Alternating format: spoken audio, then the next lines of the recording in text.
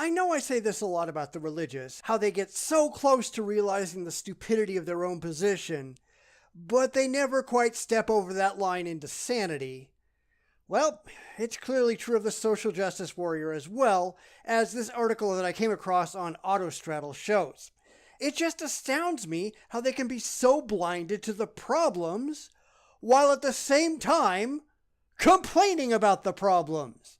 So let's see what happens when an SJW wants to be excommunicated from the Church of Social Justice, and why they clearly haven't quite seen the light. There is a particularly aggressive strand of social justice activism weaving in and out of my Seattle community that has troubled me, silenced my loved ones, and turned away potential allies. Well, then you ought to reject this strand and speak out against it, shouldn't you? But that's the one thing you will rarely ever see, SJWs speaking out against wrongdoing within their own social circles. And that's because this isn't about social justice, it's just a social club. When all of their peers are part of this cult, they're not going to risk being ostracized by standing up and arguing against what they see as clear wrongdoing. And they even say as much. I believe in justice. I believe in liberation. I believe it is our duty to obliterate white supremacy, anti-blackness, cis heteropatriarchy, ableism, capitalism, and imperialism. Then you're delusional and you need help because none of those things actually exist, or they're not things that ought to be opposed. But then again, these people are radical Marxist collectivist assholes, which is where these problems come from in the first place. And like religion, it's mind poison, where hyper-emotionalism is valued over intellectual rigor. It's no surprise that, like the radical religious brethren, we see the far left turning to violence. As a cultural studies scholar, I am interested in the ways that culture does the work of power. In other words, you've got a worthless major. That's no surprise. I could have called it before I ever looked at the article. This is yet another example of feels over reals when it comes to political regressives. You don't tend to see these people in the hard sciences or STEM fields. But as someone who has spent the last decade recovering from a forced conversion to evangelical Christianity, and I'm sure he's not going to say anything about evangelical regressivism, I'm seeing a disturbing parallel between religion and activism in the presence of dogma. This is only just now occurring to you. Really? Because it's been blatantly clear to everyone else for a long time. Social justice is a cult. In fact, all of regressivism is a cult. Every time it rears its ugly head, cult-like behaviors become painfully clear. But I will give the writers some credit. They do correctly identify a lot of it. So let's get started. There is an underlying current of fear in my activist communities, and it is separate from the daily fear of police brutality, eviction, discrimination, and street harassment, all of which really don't exist. It is the fear of appearing impure, and that's called virtue signaling. It's a primary activity among the political left. They spend an inordinate amount of time jumping up and down, screaming, "I'm better than you!" Social death follows when being labeled a bad activist or simply problematic enough times. I've had countless hushed conversations with friends about this anxiety and how it has led us to refrain from participation in activist events, conversations, and spaces because we feel inadequately radical. I'm sorry, but being radical is not something to be proud of. But this is what happens when your primary social activity is based on extremism and not friendship. If your social activities make you feel anxiety, you're doing something wrong. I actually don't prefer to call myself an activist because I don't fit the traditional mold of the public figure marching in the streets and interrupting business as usual. Well, that's not an activist. That's being an asshole. It isn't something that you ought to be proud of, but unfortunately, a lot of people on the left are. They think that pissing people off is going to make them more open to their cause, but nothing could be further from the truth. It backfires every single time. While I think it's great that you're not a regressive prick, the fact that you want to hang around with regressive pricks is kind of a problem. When I was a Christian, all I could think about was being good, showing goodness, and proving to my parents and my spiritual leaders that I was on the right path to God. All the while, I believed I would never be good enough, so I had to strain for the rest of my life toward an impossible destination of perfection. Then you had no idea what being a Christian was all about. And this really isn't the place to go into what Christianity and indeed most religions are supposed to be about, but you had it wrong. It's no wonder you had so many problems. If you're doing religion, or social justice for that matter, to impress other people, you're doing it completely wrong. It should be about you and what you believe and what you think as an individual. You're not doing it to make everybody else happy, or you're screwed up completely. I feel compelled to do the same thing as an activist a decade later. I self-police what I say in activist spaces. I stopped commenting on social media with questions or pushback on leftist opinion for fear of being called out. I am always ready to apologize for anything I do that a community member deems wrong, oppressive, or inappropriate, no questions asked. Then you're doing it wrong. If that's what your so-called community demands, you're hanging out with the wrong community. But this is what happens when you're a collectivist. You get stuck in a no-win situation where everyone is madly virtue signaling and trying to root out the impure. Are you insane? Activists are some of the judgiest people I've ever met, myself included. Well, like I said, assholes. And we can tie this back to religion because there are plenty of preachy assholes in religion too. That's why getting away from these people is so important. Not just the people, but the ideas that these people espouse. It's all mind poison. It's people screaming, "I'm better than you." But they're not. They're just pricks. Stop hanging around with pricks and adopting a prick mindset. Because it just makes you a prick just like them. It's a terrible thing to be afraid of my own community members and know that they're probably just as afraid of me.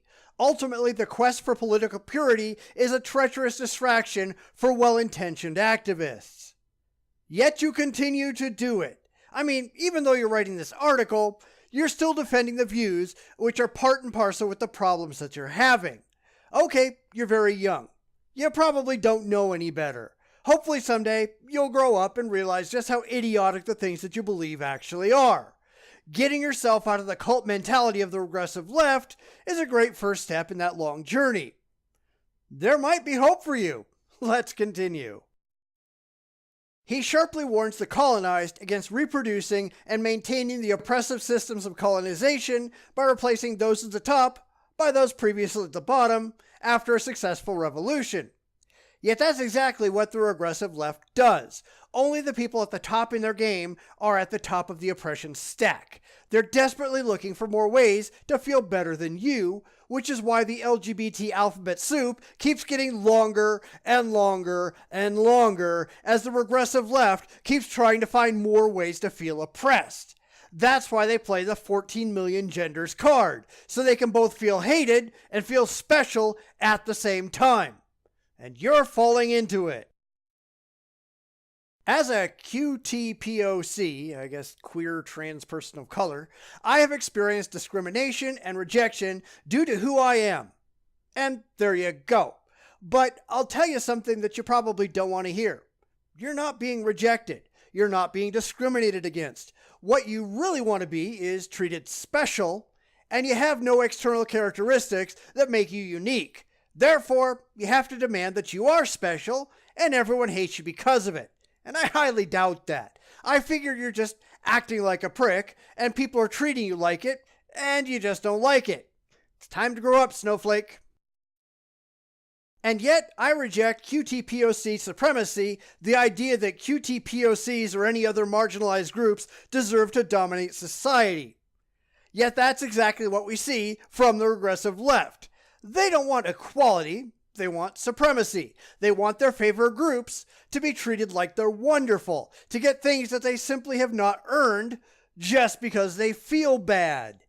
And I'm sorry, you don't get to mandate feelings. If you want to feel good about yourself, that has to come from you, not from society. Figure it out. But anyway, moving on. Telling people what to do and how to live out their lives is endemic to dogmatic religion and activism, which, surprise, surprise, is exactly how the regressive left operates. It's what they do.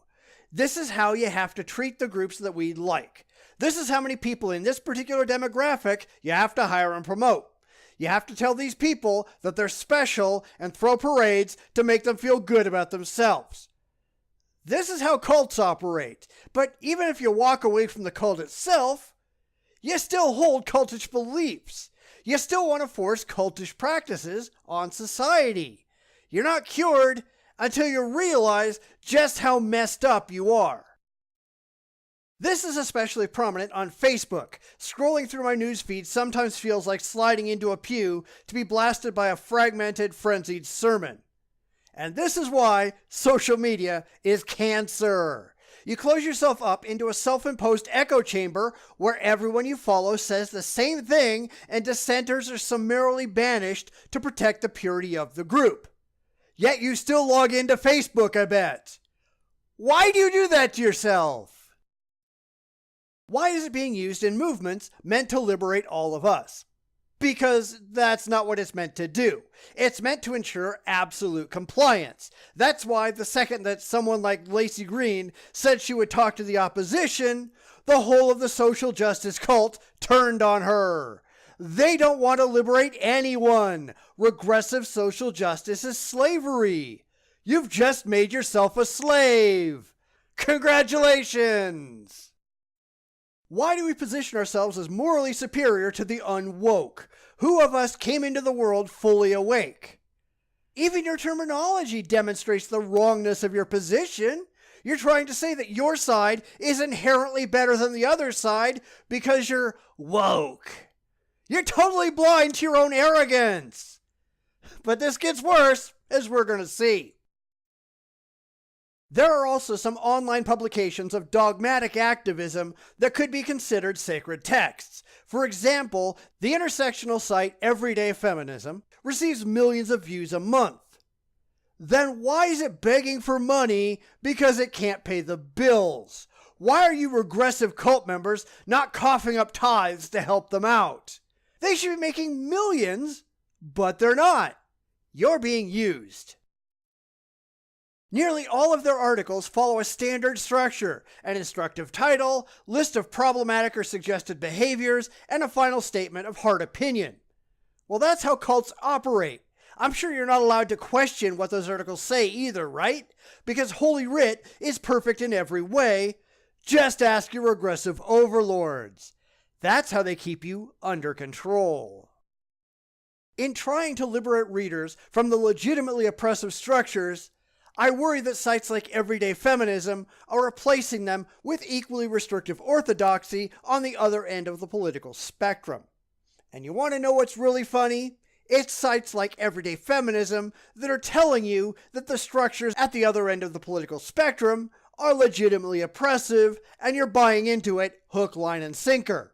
You have a priesthood that is demanding that you remain within your echo chamber and never talk to anyone who disagrees, because stepping outside of your fanatical beliefs just might convince you that you're wrong. At this year's Allied Media Conference, BLM co-founder Alicia Garza gave an explosive speech to a theater full of brilliant and passionate organizers. She urged us to set aside our distrust and critique of newer activists and accept that they will hurt and disappoint us.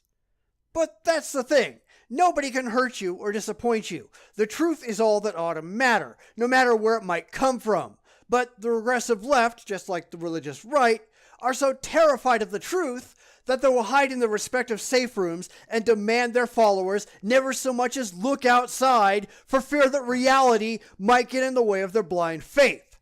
But I'm sure that BLM has no interest at all in actually examining other ideas. They're way too fanatical in their own. If we are interested in building the mass movements needed to destroy mass oppression, our movements must include people not like us, people with whom we will never fully agree, and people with whom we have conflict. You have to demonstrate that mass oppression exists first, which nobody on the regressive left can actually do. They just demand that there's evil in the world, just like the radical religious, so you'd better put your ass in a pew and listen to your betters when they tell you what you have to believe. Oh, and give them money, because that's really what they want. Money and power and influence over others. And you've fallen for it. The one thing they don't want you to do is think for yourself. They don't want you to talk to the opposition. They don't want you to make up your own mind. If you do, if you dare to think for yourself, then they have no power over you, and that scares the hell out of them. I want to spend less time antagonizing and more time crafting alternative futures where we don't have to fight each other for resources and care. And I want you to think for yourself, have your own mind, make your own decisions, and care about what's actually so. You spend so much time listening to what others tell you to do and not deciding on your own what you want to do or what you ought to do. For an introvert like me, that may look like shifting my activism towards small-scale projects and recognizing personal relationships as locations for mutual transformation.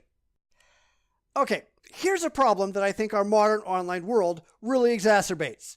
People might be introverts, but you have to get out and deal with the real world to get over it.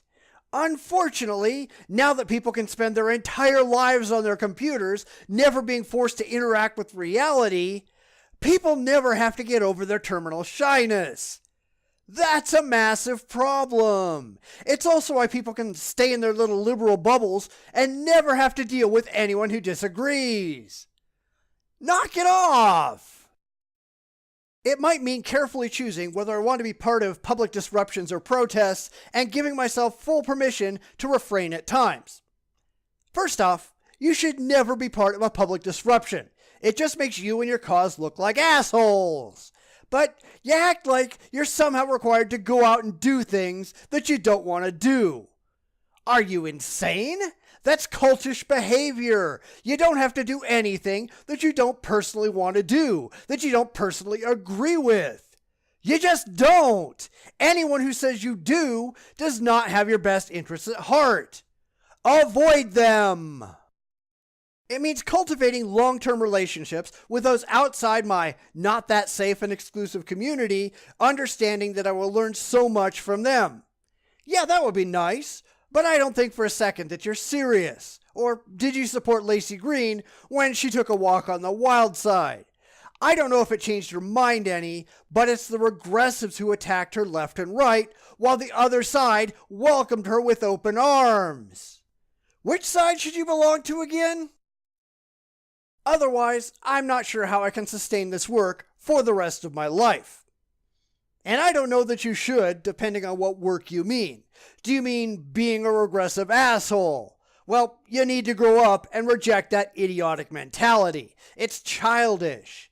I hope that this article means that you're starting to think about what you believe, but I fear that it only means that you're starting to question who you're hanging around with. And that's only half the problem.